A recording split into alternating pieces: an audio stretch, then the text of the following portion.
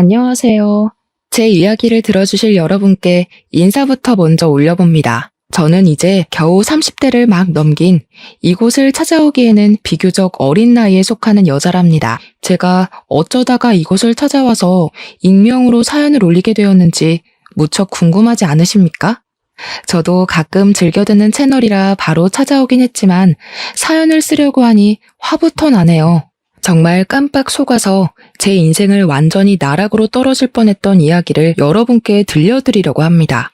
제가 차마 제 실제의 지인들에게는 쪽팔리기도 하고 뒷말이 나올 게 분명해서 털어놓지 못했는데요. 그러다 보니 명치가 쓰라린 게 화병이라도 생긴 것 같더라고요. 상담가 선생님께서 화병을 풀어내는 데엔 속 이야기를 나누는 것만큼 좋은 게 없다고 하셔서 익명의 힘을 빌려 다 털어놓고자 청취자 여러분을 찾아왔습니다. 그럼 정말 황당하고 열받고 어이없고 죽이고 싶을 만큼 분노했던 이야기를 시작해 보도록 하겠습니다. 끝까지 저와 함께 해주시고 저한테 잘했다, 장하다 칭찬해 주시는 거 잊지 말아주세요. 저는 어릴 때부터 든든한 전문직에서 종사를 하고 계시는 아버지, 할아버지, 그 외 친척들 덕분에 어려움을 한 번도 겪지 않고 유순하게 자라왔습니다. 저희 아버지는 변호사를 직업으로 삼고 계셨고요. 대대손손 법조계 집안이기도 해서 꽤 알아주는 로펌의 대표로 자리하고 계셨습니다. 대법관을 하신 큰 할아버지로부터 시작해서 집안에 판사, 검사, 변호사가 사이좋게 옹기종기 모여 있어서 은근한 경쟁이 붙기도 하는 그런 집안이었습니다. 서로 사건 이야기를 하다가도 갑자기 논쟁이 붙기도 하고 서로에게 정보를 주지 않으려고 말을 아끼기도 하고 아무튼 가족들끼리 자주 만나는 편이었는데 무척이나 재밌었습니다.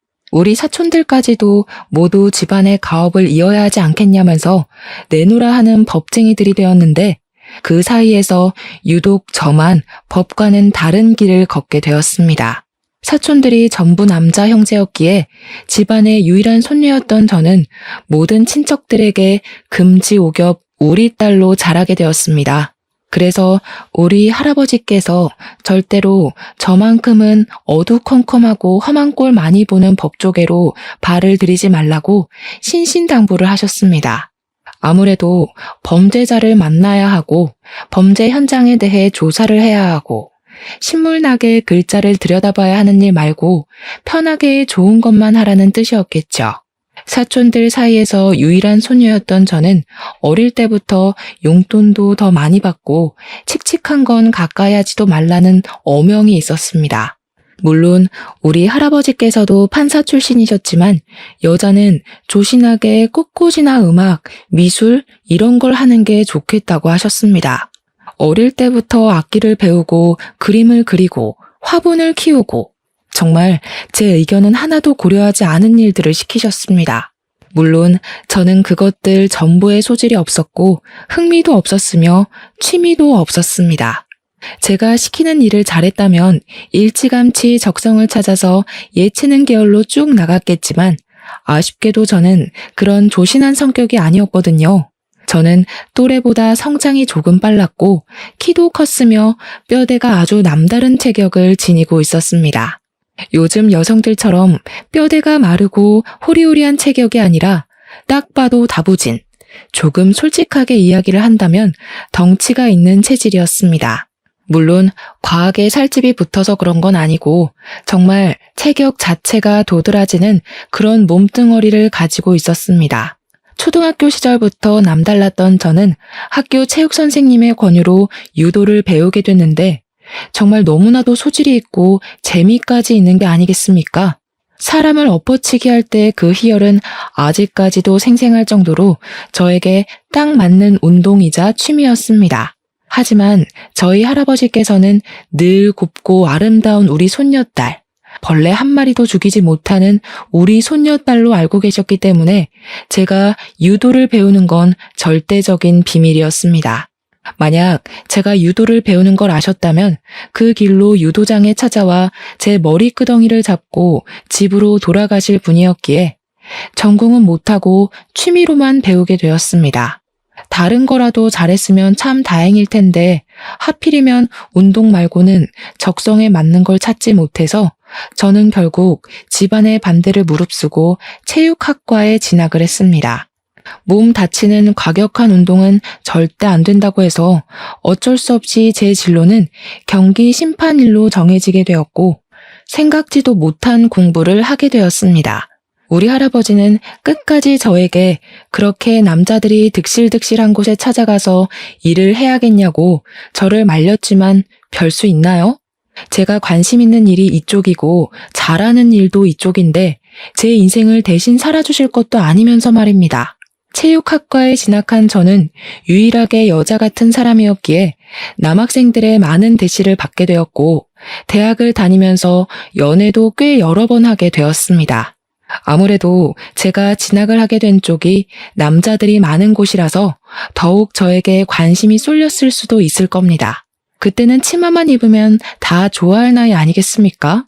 저는 그 기회를 놓치지 않고 열심히 연애를 하면서 학교 생활을 즐겼습니다. 하지만 연애하는 걸 숨기지 못했던 저는 아주 곤욕스러운 일들을 수차례 겪게 되었습니다. 제가 유일한 여자 손녀라고 했잖아요.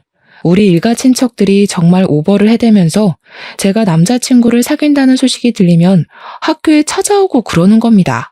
진짜 얼굴을 들고 다닐 수 없을 정도로 쪽팔리는 일들이 한두 가지가 아니었습니다. 우리 귀염둥이의 남자친구가 누구냐면서 체육관에 찾아와 고래고래 소리를 지르는 사촌 오빠를 봤을 땐 정말 학교를 휴학할까 고민도 했습니다. 물론 그게 나중에는 일부러 장난을 치려고 한 짓이라는 걸 알고 사촌 오빠의 머리털을 뽑아버렸지만 당시에는 자퇴를 고려할 정도로 큰 수치였습니다. 아무튼 금이야 오기야 잘한 손녀답게 제가 남자친구를 만나도 제대로 된 대우를 받지 못하면 금방 헤어지기 일쑤였고요.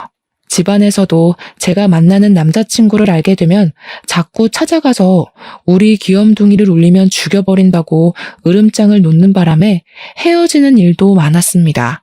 오죽하면 제가 해외로 도피 유학을 가야 하나 이 집을 떠나야지만 연애도 하고 결혼도 할 수 있겠다 하고 생각을 했으니까요. 그런 일들이 반복이 되니 자연스럽게 저와 연애를 하겠다고 나서는 용감한 인간들의 씨가 마르기 시작했고요.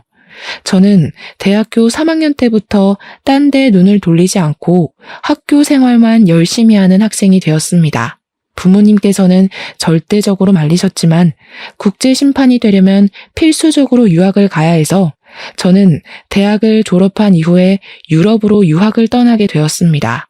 4년을 공부를 하고 국제 심판 자격증을 취득한 이후에 한국으로 돌아왔는데 그게 제 나이 29살의 일입니다. 꽤 오랜 시간 해외 생활을 했기 때문에 한국으로 돌아와서 부모님과 함께 사는 생활이 즐겁고 행복했습니다. 아침밥을 걱정할 일도 없고 어머니께서 생필품도 사다 주시고 집안 살림도 다 봐주셨기 때문에 일에만 집중할 수 있는 시간이었습니다.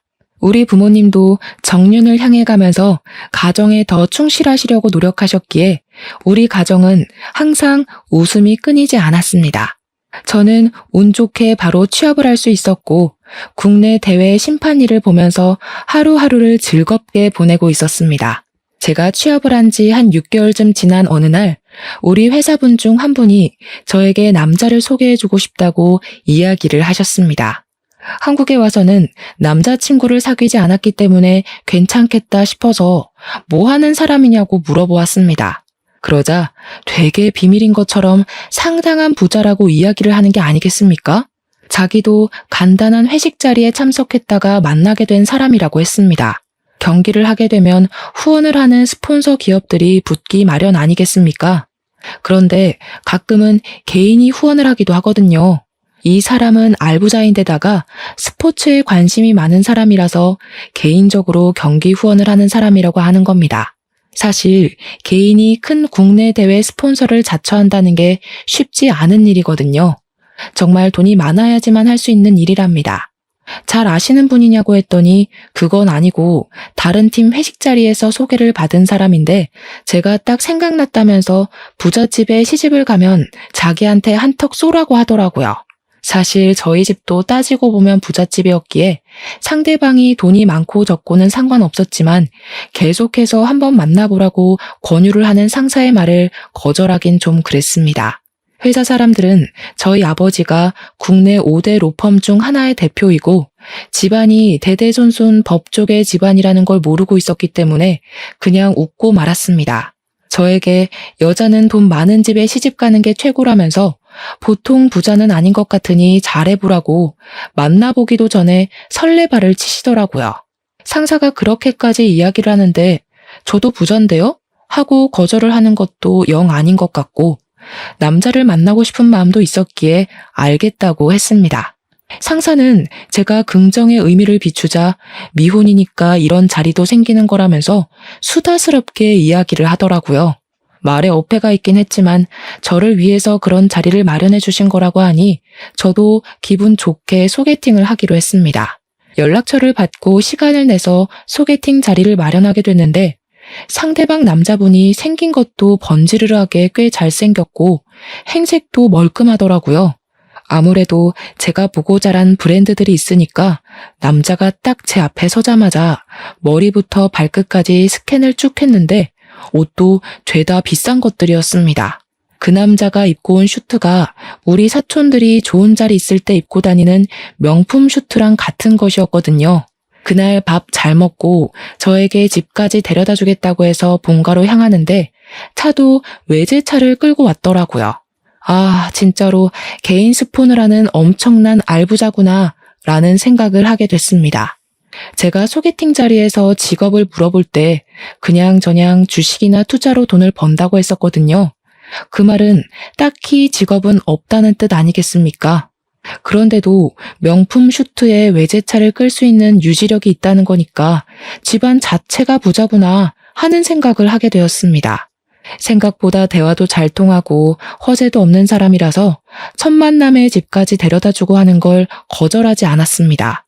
그날 이후로 연락도 더 자주 하게 됐고 다음에 또 만나자는 약속도 잡게 되었습니다.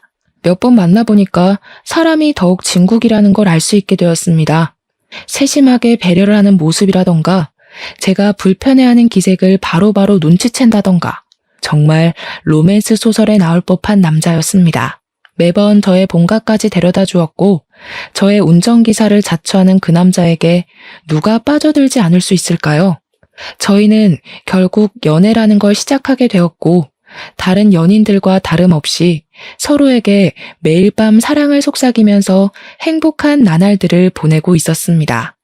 연애를 한 지 한 6개월쯤 지난 어느 날 우연히 남자친구와 함께 전시회를 보러 가게 되었는데 그 자리에서 하필이면 우리 사촌 오빠 중 한 명을 만나게 되었습니다.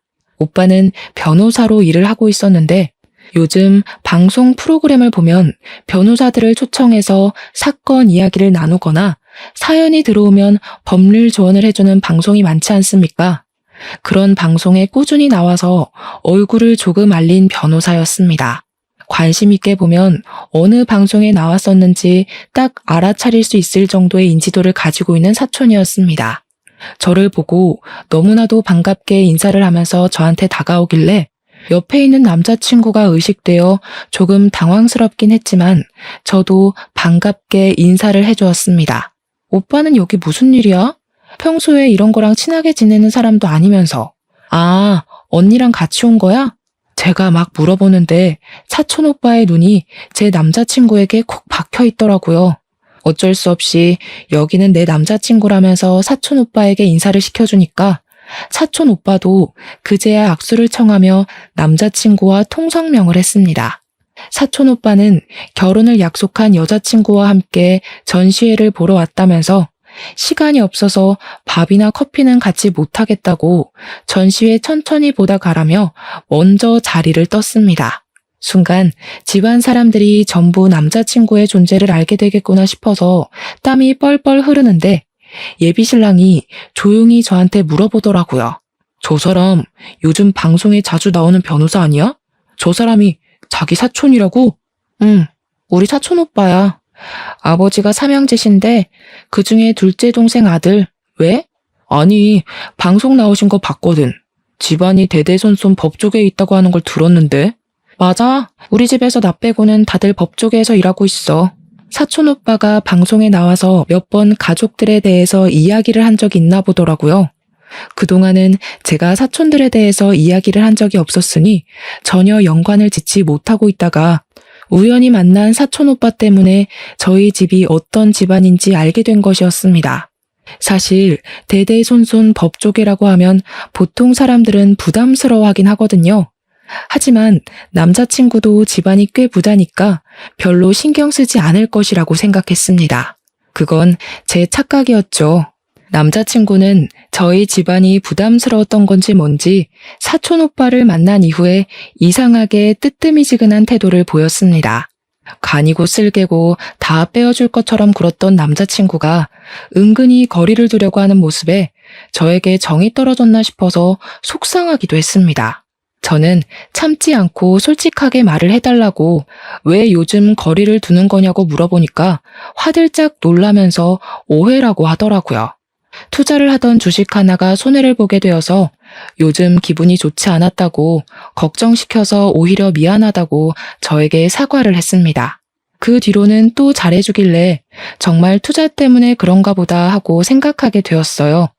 하지만 간혹 가다가 이상한 기분이 들 때도 있었습니다. 예를 들면 남자친구가 자기는 미국 유학을 다녀왔다고 이야기를 했는데 동부 서부를 헷갈려 하더라고요. 거기다가 저도 유럽권으로 유학을 갔다 와서 영어를 더 많이 썼었는데 예비 신랑은 미국으로 다녀와 놓고도 영어를 잘 하지 못했고요.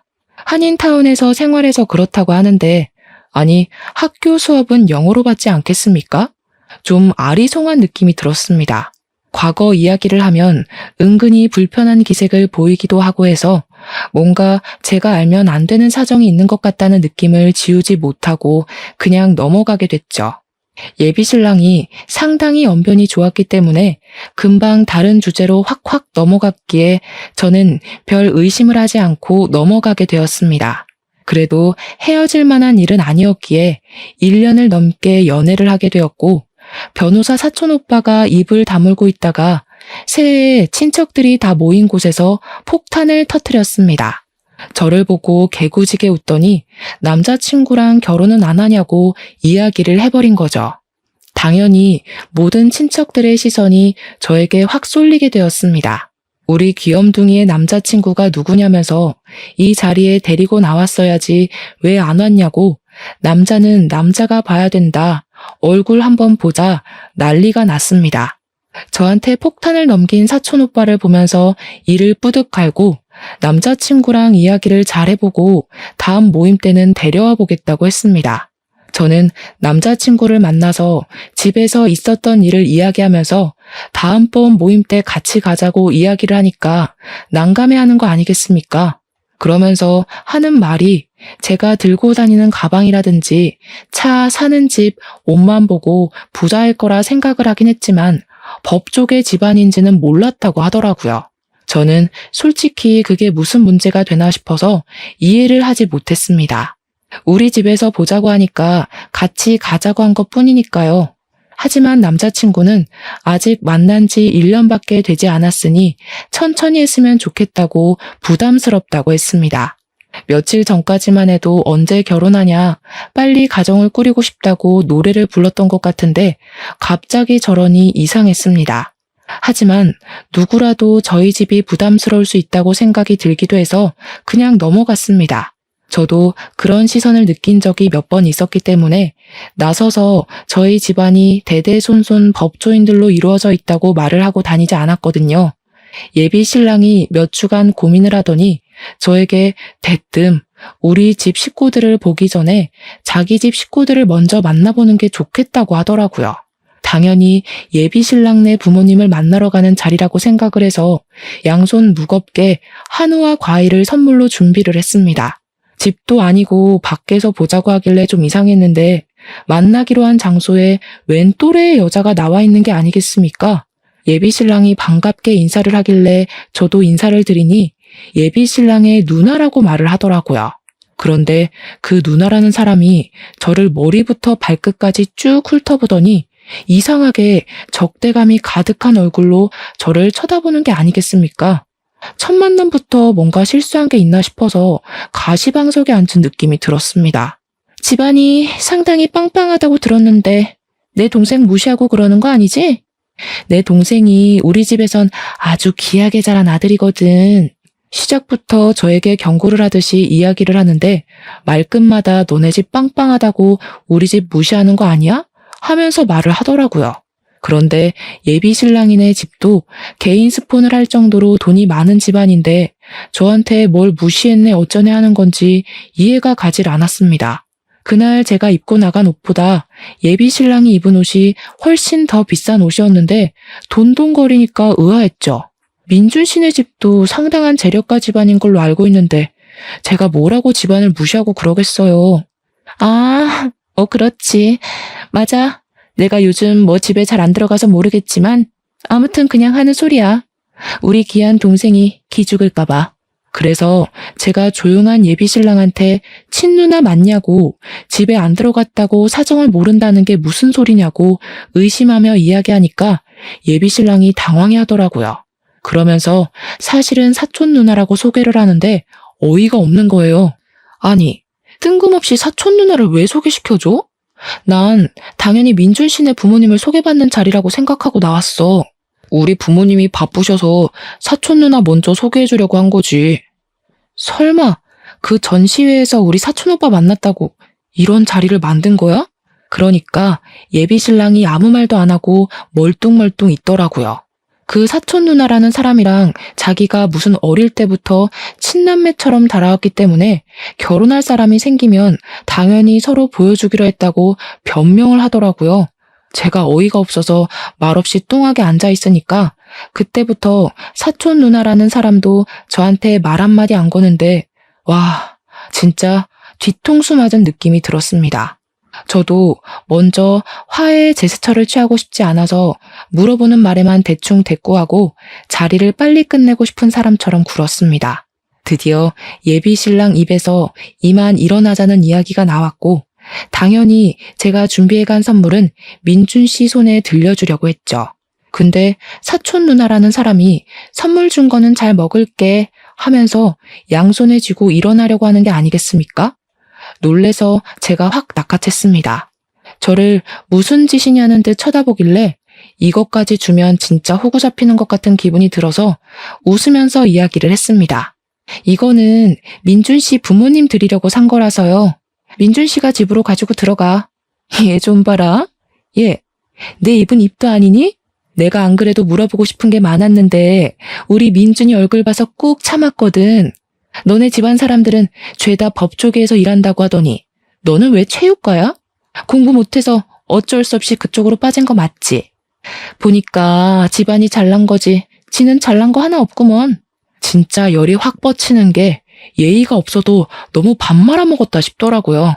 제가 인상을 쓰고 사촌 누나라는 사람을 쳐다보니까 더럽고 치사해서 그냥 가겠다고 빈손으로 성큼성큼 나가더라고요.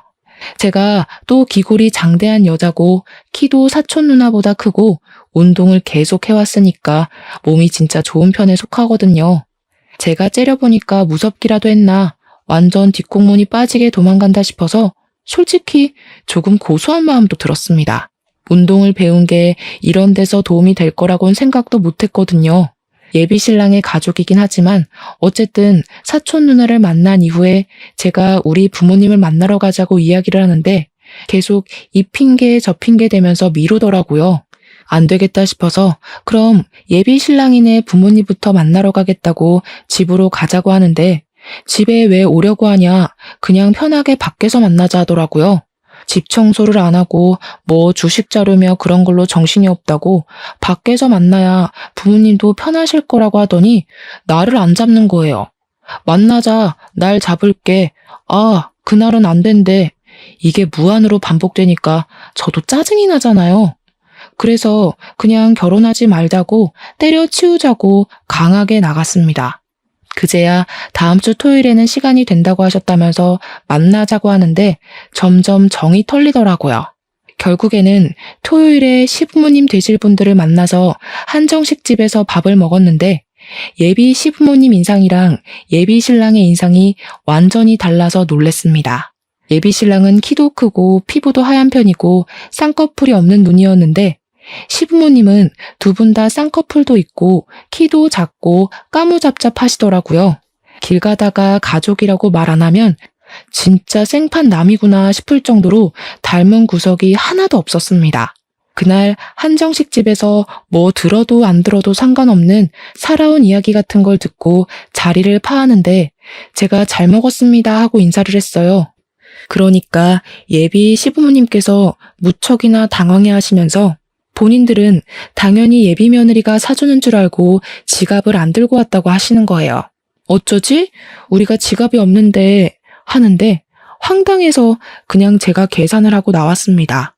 예비 신랑도 어쩔 줄 몰라 하면서 부모님이 지갑을 안 들고 오실 줄은 꿈에도 몰랐다고. 뭐 어쩌겠어요. 그 뒤로 저희 집안 가족 모임이 잡히게 되었고 예비 신랑에게 우리 집 모임에 같이 가자고 했습니다. 매년 어버이날마다 가족들끼리 모여서 밥을 먹는데 한 3주 정도 남은 시점이었거든요. 이왕이면 미리 말해주는 게 좋겠다 싶어서 이야기를 했죠. 그러니 예비 신랑이 알겠다고 그날 만발의 준비를 해서 오겠다고 하더니 그 다음 날부터 주식시장에 변동이 심해서 일을 좀 해야 할 것 같다고 만나주질 않더라고요. 이건 또 무슨 일인가 싶어서 어이가 없었지만 저도 경기 일정이 계속 잡혀 있었기 때문에 서로 바빠서 아예 만나지를 못했습니다. 어버이날 전날에 약속 있지 않았지? 하니까 걱정하지 말라고 준비 다 했다고 하더라고요. 그래서 가족들에게 줄 선물이라도 챙긴 건가 싶어서 혼자 기특해하고 있었습니다. 이번에도 만나는 게 부담스럽다고 하면 파혼할 각오까지 하고 있었기 때문에 예비 신랑이 순순히 따라오겠다고 한 점에서 점수를 듬뿍 주었습니다. 결혼 준비를 시작한 것도 아니고 이제 겨우 인사를 드리는 것뿐인데도 이렇게 복잡하니 결혼 준비는 얼마나 복잡할까 겁이 나기도 했습니다. 어버이날 전날 예비 신랑에게 미리 집안 분위기도 설명해 줄 겸 점수 따려면 해야 하는 행동도 말해 줄 겸 만나자고 했더니 알겠다고 하더라고요. 그래서 회사 쪽 카페에서 만났는데 저는 진짜 너무나도 놀라고 말았습니다. 신랑이 글쎄 쌍꺼풀 수술을 하고 나타난 게 아니겠습니까? 너무 놀란 나머지 커피를 쏟은 것도 모른 채로 입을 떡 벌리고 있었습니다. 예비 신랑이 수줍게 웃으면서 잘 어울리냐고 우리 집에 잘 보이고 싶어서 쌍꺼풀 수술을 했다고 하는 겁니다. 그런데 쌍꺼풀을 어디서 수술한 건지 너무 두껍게 집어버린 탓에 너무 느끼해져 버린 거예요. 꺼벙해진 눈을 보는데 도무지 시선을 맞추지도 못하겠고 멀쩡하게 잘생긴 그 얼굴을 왜 저렇게 망쳐놨나 싶어서 속이 답답할 지경이었습니다. 물론 얼굴 뜯어먹고 사는 건 아니지만 성형 수술을 해서 더욱 못나져버린 얼굴을 보니까 없던 화병이 다 생길 지경이었습니다. 수술한 지 3주가 됐다고 했으니 제가 우리 집에 인사를 드리러 가자고 하자마자 눈을 수술을 하고 나타난 것이었습니다. 그동안 실밥에 붓기 때문에 저랑 데이트를 하지 못했던 거라고 이제 와서 말해서 미안하다고 하면서 활짝 웃는데 못 참겠더라고요. 진짜 눈이 감기나? 싶을 정도로 두껍게 집은 탓에 저게 붓기인 건지 아니면 붓기가 다 빠진 건지 헷갈릴 지경이었습니다. 집에는 이미 예비 신랑이 인사를 드리러 올 거라고 말을 해놨는데 이제 와서 눈 때문에 못 데려가겠다고 할 수도 없고 해서 울며 겨자 먹기로 다음날 모임에 예비 신랑을 데리고 나갔습니다. 다들 예비 신랑의 얼굴을 보자마자 하면서 말이 없더라고요. 전시회에서 만났던 변호사 사촌이 원래 저 얼굴이 아니었던 것 같은데 하면서 황당해했습니다. 제가 짜증이 확 나서 우리 집에 잘 보이고 싶어서 쌍꺼풀 수술했대 하니까 다들 필사적으로 웃음을 꾹 참으시더라고요. 그러더니 사촌 중 한 명이 누구를 닮은 것 같다고 어디서 많이 본 얼굴이라고 예비 신랑을 빤히 쳐다보더라고요. 그 사촌은 검사로 일을 하고 있는 사촌 오빠였는데 계속 뚫어지게 쳐다보니까 예비 신랑이 부담스러워했습니다. 아, 닮긴 누굴 닮아. 그만 쳐다봐. 웅삼이. 그 말에 다른 가족들도 결국 웃음을 참지 못하고 다들 빵 터지고 저는 응삼이 누군지 몰라서 막 찾아보는데 사진 보고 뒤로 자빠질 뻔했습니다. 우리 예비 신랑은 기분이 나쁠 만도 한데 거기서 하하 웃으면서 땀을 뻘뻘 흘리더라고요. 그리고 예비 신랑이 먼저 자기 입으로 제가 응삼이를 닮아서 그런가 봅니다 하면서 분위기를 바꿔놓았습니다. 다들 성격은 좋은 것 같다면서 하나둘 풀어져서 예비 신랑에게 이것저것 질문도 하고 음식도 챙겨주시고 했습니다. 그날 그 모임에서의 일로 예비 신랑이 용기가 생긴 건지 뭔지 저한테 빨리 결혼했으면 좋겠다면서 결혼 노래를 부르더라고요. 저는 응삼이가 된 그 얼굴에 적응이 되지 않아서 뭘 서두르려고 하냐고 이제 인사드린 거 아니냐고 한 발 뒤로 물러섰는데 예비 신랑은 포기하지 않고 결혼 노래를 불렀습니다. 그러던 어느 날 사촌 누나라던 여자가 저한테 만났으면 좋겠다고 연락이 오더라고요. 더 이상 볼 일이 없을 거라고 생각했는데 꼭 할 말이 있다고 저를 부르길래 어쩔 수 없이 자리에 나가게 되었습니다. 너네 결혼 이야기 오가고 있다는데 맞니? 이야기를 들었을지 모르겠는데 사실 민준이가 지네 부모랑 좀 안 친해. 그래서 혼자 산 지도 오래됐고 민준 씨 부모님이랑 함께 산다고 했었는데요. 그래서 집에도 놀러 가본 적이 없는데 무슨 말씀이신지. 아니, 혼자 사는 거나 다름없다고. 사람 말을 끝까지 들어야지 왜 말을 끊니? 민준이네 부모님이 집에 잘 안 들어오는데 가끔 와서 그래. 그런데 사촌 누나분이시라는 분은 외가 쪽 친척이에요? 친가 쪽 친척이에요? 지금 그게 중요하니? 중요한 건 그게 아니라 내가 민준이랑 제일 친한 가족이고 내가 너한테 부탁할 게 있어서 좀 보자고 한 거야. 다른 건 아니고 내가 민준이한테 그간 빌려준 돈도 좀 있고 내가 돈이 급해서 그런데 돈 좀 해줘. 저는 순간 저한테 돈이라도 맡겨놓은 줄 알고 깜짝 놀랐습니다. 민준 씨에게 빌린 돈이 있으면 당연히 민준 씨에게 받으셔야지. 그걸 왜 저한테 달라고 하세요? 민준이한테 이야기 못 들었어? 요즘 주식 상황이 별로 좋지 못해서 민준이 투자금 회수하는 게 좀 버겁다고 하더라. 어차피 너네 예단 예물 그런 거 다 할 거 아니야? 민준이네 부모님은 그런데 관심도 없어. 내가 민준이랑 제일 친한 가족이니까 대신 받는 셈 치는 걸로 하면 되잖아. 그거는 제가 시부모님과 만나서 상의를 해보도록 할게요. 어른들도 계시지 않는 자리에서 저희끼리 정하는 건 아닌 것 같습니다. 민준이네 부모는 민준이 제대로 키우지도 않았다니까. 그 부모들은 받을 자격이 없는 사람들이야. 내가 민준이 업어 키운 거나 마찬가지인데 내가 받아야 하지 않겠어? 당당하게 이야기를 하는데 이게 무슨 콩가루 집안인가 싶더라고요. 계속 말을 이어가 봐야 저한테 불리할 것 같다는 생각이 들어서 시댁에서 저에게 해주는 게 없다면 저도 딱히 준비할 맘 없다고 선을 그었습니다. 그러니까 화들짝 놀라면서 집도 부자인데 당연히 바리바리 예단을 준비해야 하는 거 아니냐면서 친척들 것까지 싹 다 준비를 하라고 훈수를 두더라고요. 시댁에서 예물을 줘야 저도 구색에 맞춰서 준비하는 거 아니겠습니까? 근데 한술 더 떠서 사촌 신우가 저에게 종이를 내밀더라고요. 이거 예단 목록인데 우리 집에 살림 채워야 할 것들 써놨어. 집을 해온 것도 아니고 아직 상견례니 뭐니 결혼 준비를 하나도 한 게 없는데 예단 목록이라며 그것도 사촌 신우 집안 살림을 채우라뇨. 종이 적힌 목록이 아주 가관이었습니다. 자기네 집에 냉장고, 세탁기, 건조기, TV를 놔달라고 적어놨길래 기가 막히더라고요. 막말로 친누나도 아니고 사촌 누나인 주제에 뭘 받아 챙기겠다는 건지. 민준 씨가 집을 몇 평 해오는지에 따라서 금액 맞춰 해갈게요. 이건 사촌 신우와 할 이야기가 아닌 것 같습니다.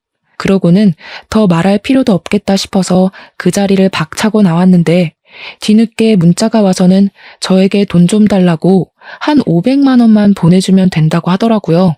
500만 원이 제 수중에 없었던 것은 아니지만 제가 사촌 신우에게 도대체 그걸 왜 해줘야 하냐는 겁니다. 너무 기분이 나쁘고 짜증이 나서 예비 신랑에게 바로 연락을 해서 따져들었습니다. 도대체 민준 씨에게 빌려준 돈을 왜 나한테 달라고 하는지 이해가 안 가서 그래. 그것도 꼴랑 500만 원이래. 민준 씨 개인 스폰도 하는 사람 아니었어? 입고 다니는 옷 한 벌 값이잖아. 그 돈. 근데 그걸 왜 나한테 달라고 하냐고. 거기다가 예단 목록이라면서 종이에 뭘 잔뜩 써왔더라? 뭔가 했더니 자기네 집에 가전을 바꿔달래. 무슨 시어머니도 아니고 사촌 누나라는 사람이 나한테 당당하게 요구할 일이야? 어이없어. 누나가 날 어릴 때부터 업어 키워서 정이 남달라서 그래. 업어 키운 건 업어 키운 거고 그러면 민준 씨가 알아서 챙겨야지. 그걸 왜 나한테 그러냐고. 집안 문제에 나 끌어들이지 말고 민준 씨 부모님이랑 사촌 신우랑 이야기 잘해봐. 예비 신랑은 저에게 알아서 잘 해결하겠다고 해서 저희는 결혼 준비를 시작했는데 이제는 상견례 날을 미루더라고요. 닥달을 한 끝에 결혼 이야기가 나온 지 4개월 만에 상견례를 하게 되었는데 진짜 이상한 점이 한두 가지가 아니었습니다. 민준 씨가 유학했다는 지역도 헷갈려하고 알레르기 있는 음식도 헷갈려 하더라고요. 한마디로 아들에게 관심 없는 부모 느낌이었습니다. 우리 부모님도 수상했는지 저에게 제대로 한번 조사를 해보자고 했고 검사인 사촌 오빠에게 물어보게 되었습니다. 저는 뒷조사를 한다는 게 그것도 개인의 일을 위해 공권력을 사용한다는 게 마음에 걸렸지만 사촌 오빠도 이상했다면서 해보자고 하더라고요. 그런데 아무리 찾아봐도 민준 씨 이름으로 뭐가 나오는 게 없다는 겁니다. 심지어 나온 대학까지 뒤졌는데 민준이라는 이름의 동명이인만 있고 제 예비 신랑은 없더라고요. 영 수상해서 유학 가기 전에 땡땡 대학을 다녔다고 하지 않았냐고 예비 신랑에게 물어보니까 대답을 회피하더니 사실은 본 캠퍼스가 아니라 사이버 대학을 나왔대요. 땡땡 대학에서 운영하는 학점 은행제 학교를 졸업했다는 겁니다. 순간 머리가 띵하더라고요. 그 와중에 사촌 누나라는 사람은 저에게 명품백을 사달라며 문자로 타령을 하고 있고 이 결혼은 아니다 싶어서 접기로 결심을 했습니다. 어버이날 이후 가진 모임에서 할아버지께 결혼 엎어야 할 것 같다고 이야기를 하려 했는데 검사 사촌 오빠가 제 눈치를 보는 게 이상하더라고요. 할 말이 있어 보이는 눈치라 기다리고 있었는데 할아버지께서 우리 손녀 결혼 준비는 어떻게 되고 있냐고 물어보시더라고요. 저 결혼 안 하려고요. 이상한 게 한두 가지가 아니고 저를 속이고 있는 것 같아서요. 대학도 속였더라고요. 그래, 아주 잘 생각했어. 이 얘기를 어떻게 해야 하나 고민했는데 내가 이상하게 낯이 익다고 했잖아. 기억났어. 그놈 사기 전과 15범인 놈이야. 우리 가족들 모두 입을 떡 벌렸습니다. 알고 보니 여자 등쳐먹는 걸로 유명한 사기꾼이었대요. 결혼하자고 꼬셔놓고 혼수비다 아파트 중도금이다 하면서 돈 뜯어내고 나르는 놈이고 이름도 민준이 아니라 영석이라는 겁니다. 같이 동거하면서 공범짓을 하는 여자라고 사진을 보여주는데 사촌 신우라던 그 여자더라고요. 그 여자도 전과가 12범이라고 했습니다. 제가 어이가 없어서 막 웃었더니 가족들이 우리 귀염둥이 실성했다고 본때를 보여주자면서 증거를 잡기 위해 미행을 하자고 했습니다. 개인 스폰이고 뭐고 다 구라였는지 원룸촌으로 들어가는 민준, 아니 영석을 발견하고 저희는 블랙박스며 녹음기며 카메라며 만발의 준비를 했습니다. 끌고 다니던 외제차도 렌터카였고 입고 다니던 옷도 대여숍에서 빌린 옷이었다고 하더라고요.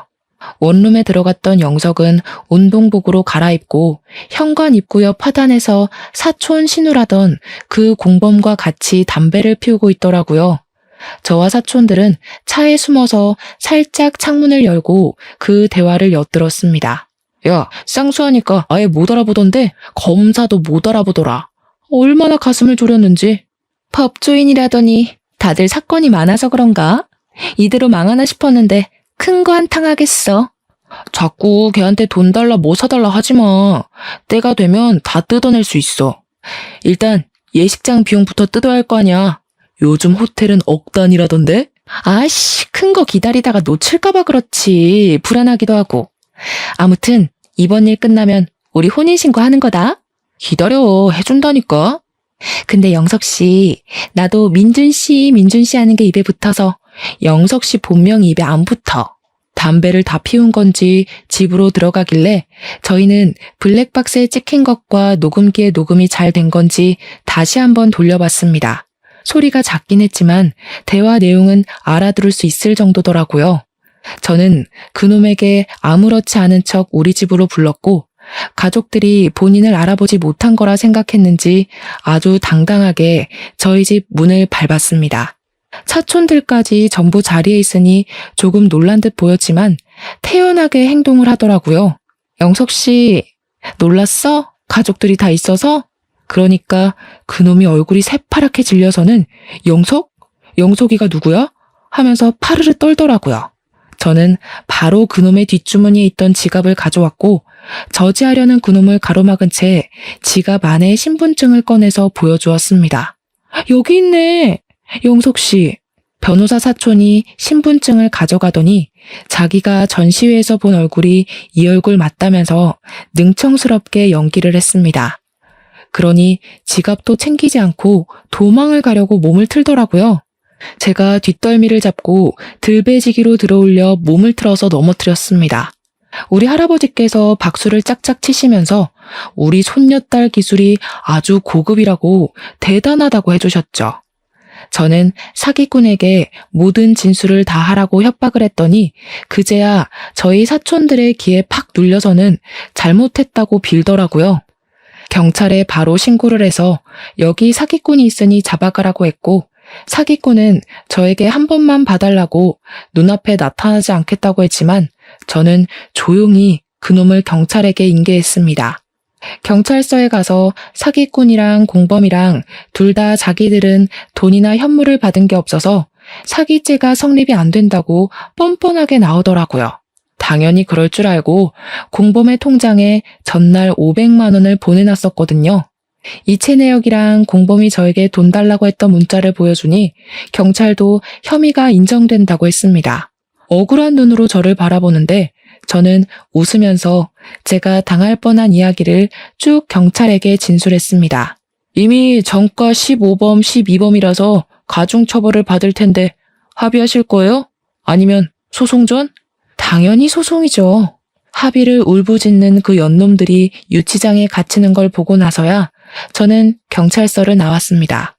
당연히 집안에 빵빵한 변호사들이 있는데 소송전으로 가야지 뭐 한다고 합의를 하겠습니까?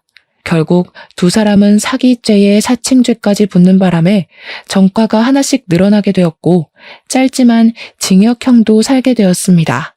그 뒤로 아주 불편하게 사촌들이 직접 소개해주는 남자들만 만나라는 할아버지의 명령이 떨어졌지만 한동안 남자 만날 일은 없을 것 같습니다. 제 이야기 재미있으셨나요? 다음에도 재미난 일이 생기면 이곳에 찾아와 속 시원하게 풀고 가도록 하겠습니다. 감사합니다.